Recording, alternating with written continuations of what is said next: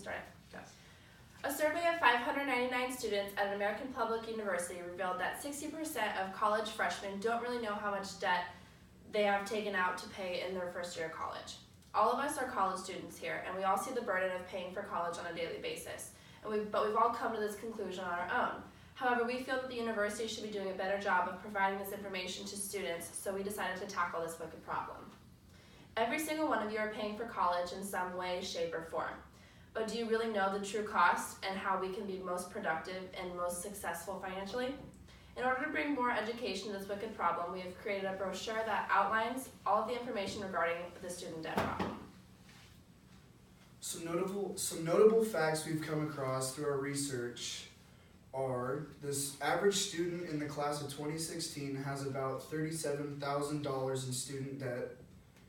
Another one is, since 1999, student loan debt has increased by 500%, while incomes for young workers have decreased by 10% since the year 2000. And with 7 million Americans defaulting on their student loans, this also means that 7 million Americans will have their personal credit plummet and be deemed unhireable by many employers as a result. Some other facts are that average monthly student loan payments for borrowers aged 20 to 30 years is $351 per month.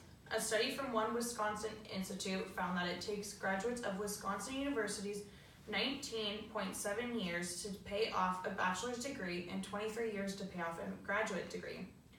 Between 2004 and 2014, the U.S. saw an almost 90% increase in the number of student loan borrowers, in addition to a nearly 80% uptick in average balance size. At a public four-year college, 24% correctly estimated their student debt within 10%, while 22% overestimated and 54% underestimated it. At Oregon State, our OSU cohort default rate is 3.8, which breaks down 5,582 currently in repayment. Only 217 are in default. The national average is 11.5%. We recently spoke with a guest speaker named Louis DeGhetto, and she believed that federal funding and state aid has decreased over the past 10 years. Funding isn't increasing with the cost of living as well. Universities downplay and they also hide the cost of college, and outside donations and funding are helpful, but of constraints, and donors usually want buildings named after them, but don't help payments that keep occurring, such as maintaining facilities.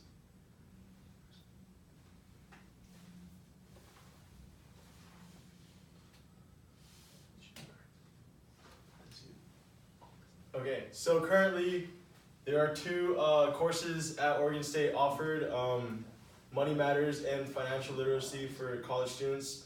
Also, there are financial advisors in a financial aid office if you need help.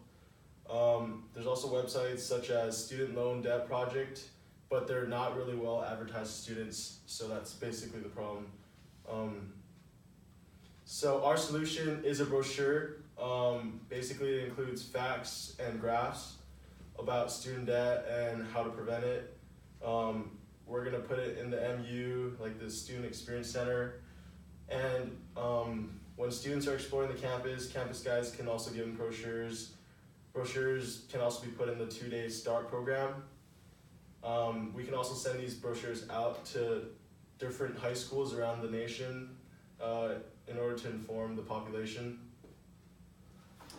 Now for a story about Boomer Fleming. We'll revert to the visual aid right here.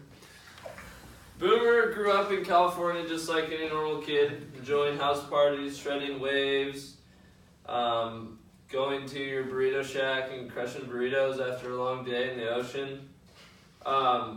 Boomer's family owns a surf shop called Boomer's Surf Shop, and he's an aspiring college student here at Oregon State, but because it's a surf shop, they don't make a lot of money because it's a surf shop.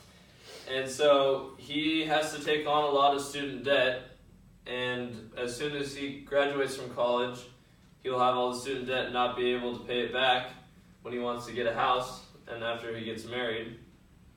So Boomer, much like a lot of college students, is in a deep hole due to this student debt problem. And this story reiterates the fact that students are not